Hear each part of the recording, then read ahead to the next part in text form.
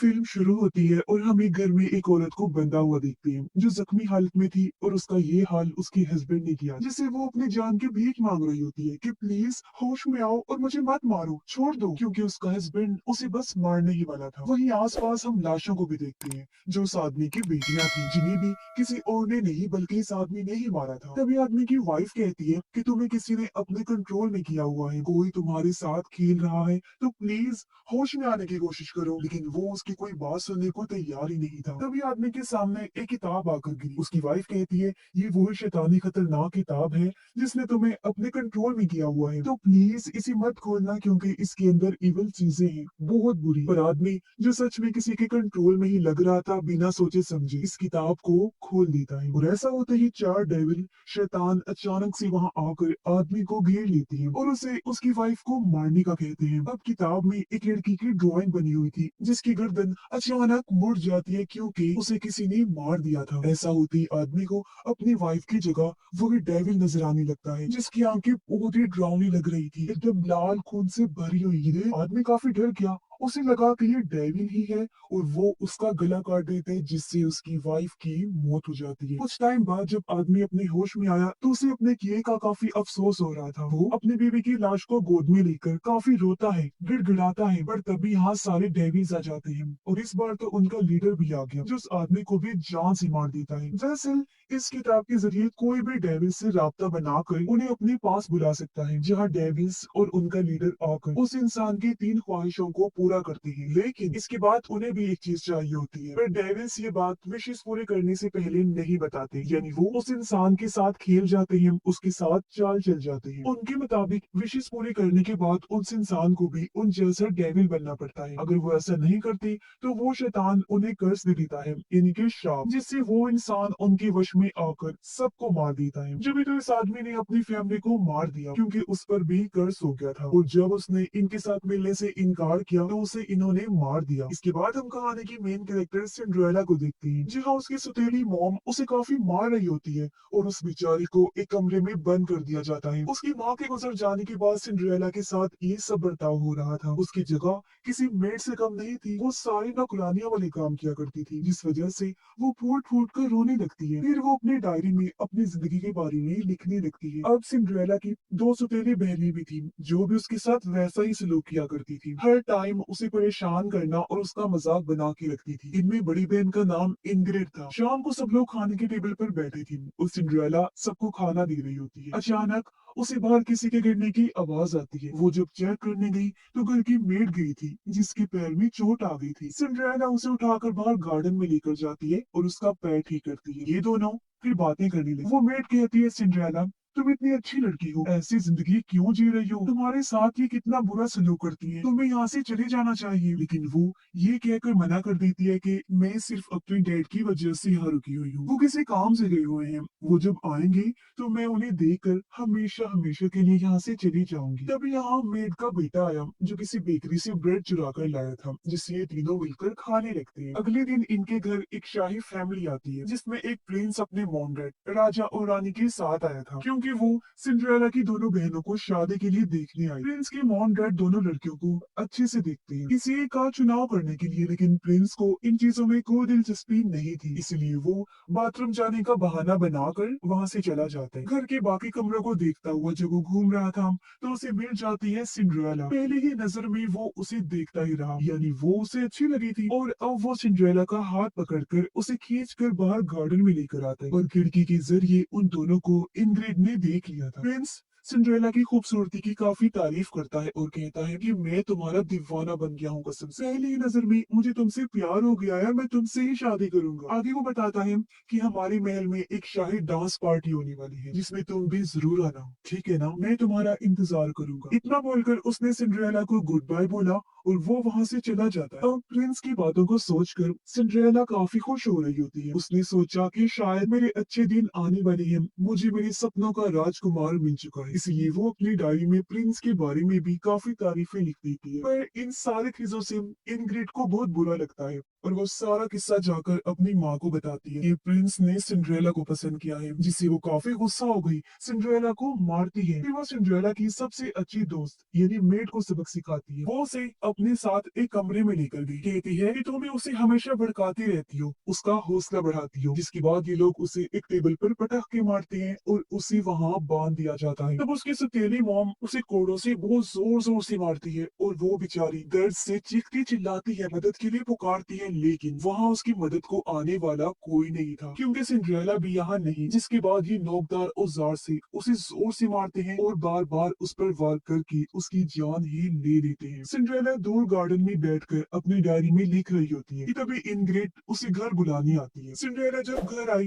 तो मेड की लाश को देखकर पूरी तरह टूट गई और फूट कर रोने लगती है। अब उसकी सौतेली मॉम जानबूझकर सिंड्रेला के हाथ में खंजर पकड़ा देती है और कहती है कि इसे मेड के अंदर घूप दो, पर सिंड्रेला रोते हुए मना कर देती है कि मैं ये नहीं कर सकती। इस पर उसकी मॉम सिंड्रेला के साथ जबरदस्ती करने लगी और कहती है कि अगर तुमने ये ना किया तो मैं तुम्हें और दुख दूंगी। तो अब ना चाहते हुए भी सिंड्रेला उसके अंदर खंजर घुसा देती है, जिसके साथ वो बहुत ज्यादा रोती है, चीखती चिल्लाती है। उसे ये भी कहा जाता है कि वो मेड की लाश को ठिकाने लगाकर कमरे को साफ करे। अब इस पूरे हादसे की वजह से सिंड्रेला गहरे सदमे में जा चुकी थी और अब वो ज्यादा किसी से बात भी नहीं कर रही। इसके बाद हम देखते हैं कि प्रिंस इनग्रेड को एक जगह मिलने बुलाता है क्योंकि इन दोनों की शादी तय हुई थी। लेकिन यहाँ इनग्रेड प्रिंस पर काफी गुस्सा थी। वो कहती है कि तुम सिंड्रेला को बाहर क्यों लेकर गई थी, तुम उसके साथ भी ताल्लुक रखना चाहते हो और मेरे साथ भी शादी करना चाहते हो, लेकिन मैं ऐसा हरगिज नहीं होने दूंगी। इस पर प्रिंस, जो कि एक बहुत ही घटिया लड़का था, कहता है अरे वो तो मैं ऐसे उसके साथ कर रहा था यार, तो मैं तुमसे ही करता हूँ और देखना शाही पार्टी में तुम्हें ही डांस करने के लिए बुलाऊंगा, यानी शादी के लिए तुम्हें चुनकर अपनी रानी बनाने का ऐलान करूंगा। इसी रात सिंड्रेला मेड की हड्डियों को दफन करने के लिए जंगल में जाती है। उसने जब जमीन खोदी तो उसे वहाँ वही शैतानी किताब मिलती है, जिसे उठाकर वो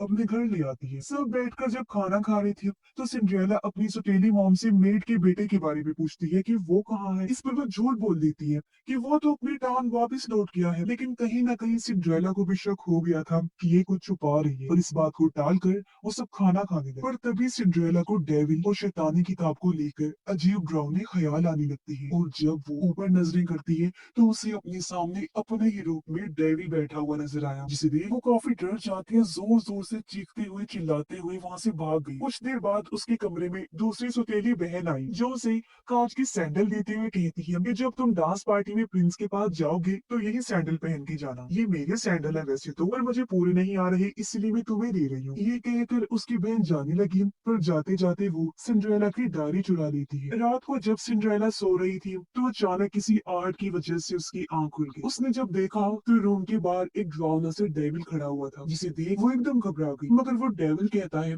मैं तुम्हें इस दर्द भरी जिंदगी से छुटकारा दे सकता हूँ और तुम्हारी 3 विशेष पूरी कर सकता हूँ जिससे तुम्हारी जिंदगी बदल जाए। और अब वो धीरे धीरे सिंड्रेला की तरफ बढ़ने लगा। वो डर की वजह से जोर जोर से चिल्लाने लगती है, जिसके साथ ही उसकी आंख खुल गई। यानी कि ये उसका डरावना सपना था और ये इतना भयानक सपना था कि नींद से जागने के बाद भी उसका दिल जोर जोर से धड़क रहा होता है। पर जैसे तैसे उसने खुद को संभाल लिया। उसने जब सामने देखा तो वहाँ इनग्रिड खड़ी थी जो उसे अपने साथ शाही पार्टी के लिए तैयार होने को कहती है क्योंकि आज ही डांस पार्टी का दिन था। सिंड्रेला अच्छे से तैयार होकर पार्टी में जाने के लिए खुशी खुशी वहाँ पर आ जाती है, लेकिन उसकी मॉम को उसे देखते ही गुस्सा आ गया। वो उसे साथ ले जाने के लिए मना कर देती है। इस पर दोनों की बहस हो गई। उसकी मॉम को इतना गुस्सा आया कि वो सिंड्रेला को पहले मारती है और फिर उसका ड्रेस खराब कर देती है। इससे भी जब उसका दिल नहीं भरा तो उसे काफी बुरा भला कहकर ये लोग पार्टी के लिए चली जाती। तभी हम देखते हैं कि इन्होंने मेड के बेटे को घर में ही किसी जगह पर कैद करके रखा हुआ था, जिस बारे में सिंड्रेला को पता नहीं था और वो बेचारी अपने कमरे में जाकर रोने लगती है। जहाँ तभी उसकी नजर उसी शैतानी किताब पर गई जिसे उठाकर वो पढ़ने लगती है। किताब के पहले सफ़े पर उसे एक लड़की नजर आई जिसने कि उसकी मॉम जैसा ड्रेस पहना हुआ था। फिर पेज पलटने पर वहाँ अपने आप ही कुछ लाइंस लिखी जाने लगी जिन्हें सिंड्रेला पढ़ने लगती है। अचानक से सारी लाइट्स और मोमबत्तियां बुझ गई, जिसके साथ वहाँ अंधेरा छा जाता है। उसे अपने आसपास किसी के होने का एहसास हुआ, इसलिए वो चिल्लाने लगी कि कौन है वहाँ पर, जिसके साथ ही वही 4 डेविल्स उसके आसपास आकर खड़े हो जाते हैं। यहाँ डेविल लीडर भी आया था। वो सिंड्रेला को कहता है कि तुमने इस किताब के जरिए हमसे राब्ता करके बुलाया है तुम्हारी मदद करने के लिए, और अब हम क्योंकि आ गए हैं तो तुम्हारी कैसे भी 3 विशेष को हम पूरा करेंगे। अब हालांकि सिंड्रेला काफी डरी हुई तो थी, लेकिन यही सही मौका था डांस पार्टी में जाकर प्रिंस से मिलने का। इसलिए वो यहाँ अपनी पहली विश मांगती है कि मुझे उस शाही पार्टी में जाकर प्रिंस के साथ डांस करना है। वहाँ जाने के लिए मेरे पास कोई चीज नहीं है। इसके लिए मुझे अच्छे से कपड़े चाहिए और कोई सवारी चाहिए, यानी कि कैरेज वगैरह। उसकी ये विश डेविल पूरी कर देते हैं। वो सबसे पहले उसे खूबसूरत सा ड्रेस पहना देते हैं और अच्छा सा मेकअप करके उसे ऐसा मेकओवर देते हैं कि वो पूरी बदलकर खूबसूरत बन जाती है। और अब वो सच में किसी राजकुमारी से कम नहीं लग रही थी, जिससे वो काफी खुश हो जाती है। उसकी पार्टी में जाने के लिए नीचे कैरेज भी आकर खड़ा हो गया था, और क्योंकि सिंड्रेला ने यहाँ 2 विशेष मांग ली थी, और अब वो डेविल से कहती है कि मैं अपनी तीसरी विश बाद में मांगू। सिंड्रेला जब पार्टी में गई तो सब उसे देखते ही रह जाते हैं। यहाँ इंग्रिड प्रिंस के साथ डांस कर रही थी। वो सिंड्रेला को देखकर जलने लगती है। सिंड्रेला को फंसाने के लिए उसके दिमाग में एक आइडिया आया। वो उसे जाकर कहती है कि राजकुमार तुमसे प्यार करता है और तुम दोनों को डांस करना चाहिए। जिसके बाद ये दोनों डांस करने लगे, जहाँ सिंड्रेला प्रिंस को अपने दिल की बात बताती है कि मैं तुमसे बहुत प्यार करती हूँ। लेकिन प्रिंस उसे मुंह मोड़ लेता है और उसकी बेइज्जती करते हुए कहता है कि मैं तुम जैसी लड़की से कभी प्यार नहीं कर सकता। वो फिर उसे नीचे गिरा देता है, पार्टी को रुकवा देता है। जिसके बाद प्रिंस और इंग्रिड ये दोनों सिंड्रेला का मजाक बनाने लगे। वो बेचारी काफी दुखी हो गई, रोने लगती है। अब सिंड्रेला की दूसरी सुतेली बहन प्रिंस को उसकी डायरी देती है, जिसे वो पढ़ के सबको सुनाने लगता है। इसमें सिंड्रेला ने लिखा हुआ था कि मुझे मेरा सच्चा प्यार, मेरे सपनों का राजकुमार मिल चुका है, और वो है प्रिंस, जिसके साथ मैं अपनी बाकी जिंदगी गुजारना चाहती हूँ। जो चीज जाहिर है बहुत बड़ी थी और नामुमकिन थी। ये सुनकर पार्टी में आए सभी लोग जोर जोर से हंसने लगे। अब इंग्रिड सबको कहती है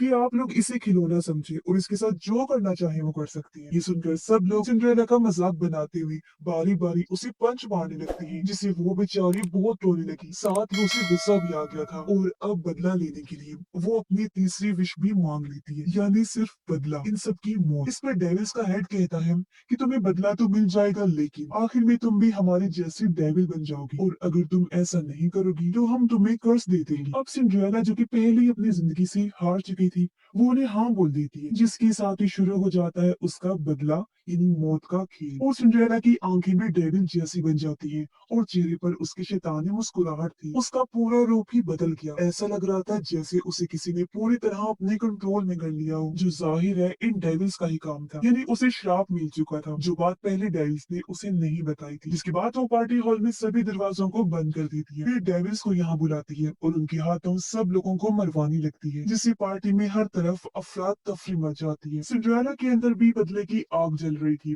इसलिए वो भी यहाँ अपने ग्लास के जूतों से लोगों को मारने लगती है। वो जूते के हील को किसी की गर्दन में घुसा रही थी तो किसी के पेट में घोंप रही थी। डर की वजह से सब लोग यहाँ वहाँ भागने लगे, दरवाजों के पास भी जाते हैं लेकिन दरवाजे नहीं खुलते। यहाँ सिंड्रेला अब प्रिंस के सामने उसके मॉम डैड को मार डालती है। अब एक दरवाजा जैसे तैसे खुल गया, जहाँ से लोग भागने लगे। इंग्रिड और प्रिंस एक दूसरे रूम में जाकर छुप जाते हैं, जबकि सिंड्रेला की दूसरी सुतेली बहन रेंगते हुए बिना शोर किए वहाँ से जाने लगती है। लेकिन सिंड्रेला, जो कि उसे देख चुकी थी, पीछे आकर खड़ी हो जाती है, जहाँ डेविल्स आकर उसकी बहन को पकड़ लेते हैं। अब इसी ने सिंड्रेला को जूते दिए थे और उसकी डायरी चुराई थी, और क्योंकि इसे जूते फिट नहीं आ रहे थे, इसलिए सिंड्रेला एक कैंची लेकर उसके पैरों की सारी उंगलियां ही काट देती है और उसे अब अच्छे से फिट करके जूते पहना देती है। लेकिन दर्द से उसकी सुतेली बहन जोर से चिल्लाने लगती है। फिर सिंड्रेला दूसरे सैंडल से उस पर वार करके उसकी भी जान ले लेती है, और वो पूरे खून से भर गई थी। उसकी चीखें सुनकर प्रिंस और इंग्रिड भी पूरी तरह डर जाते हैं, और यहाँ अपनी जान बचाने के लिए प्रिंस इंग्रिड के साथ भी धोखा करता है। वो इंग्रिड के पास एक स्टील की बाल्टी फेंक कर शोर करता है ताकि सिंड्रेला यहाँ आकर इसे भी खत्म कर दे, और खुद यहाँ से प्रिंस भाग जाता है। और अब अगला नंबर इंग्रिड का ही था। वो छुपने की बहुत कोशिश करती है, लेकिन आखिर सिंड्रेला ने उसे ढूंढ ही लिया था। वो सैंडल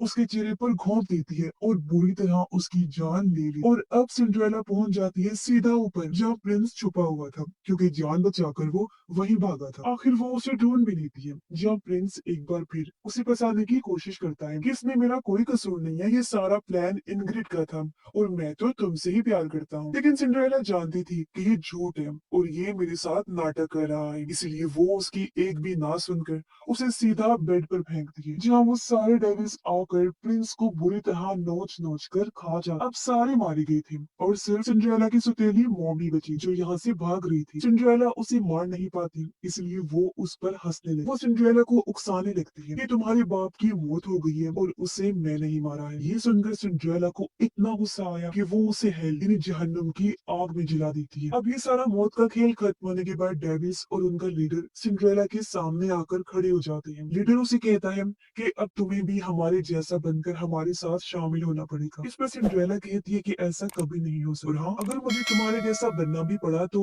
मैं बन जाऊं, लेकिन मैं किसी के सामने नहीं झुकूंगी, यदि तुम्हारी गुलाम बनके तुम्हारे साथ नहीं रहना चाहूँ। और अब वो इतनी भयानक बन जाती है कि उसी जूते से वो लीडर को भी मार देती है। जो देखकर अब सारे डेविल्स सिंड्रेला के सामने ही झुक गई और हर चीज में उसे ही फॉलो करने लगी। यानी कि अब उन्होंने अपना नया लीडर सिंड्रेला को चुन लिया था, और जब वो यहाँ से जाने लगी तो बाकी डेविल्स भी उसके पीछे पीछे जाने लगते हैं। और इसी के साथ इस फिल्म की कहानी यहीं पर खत्म हो जाती है।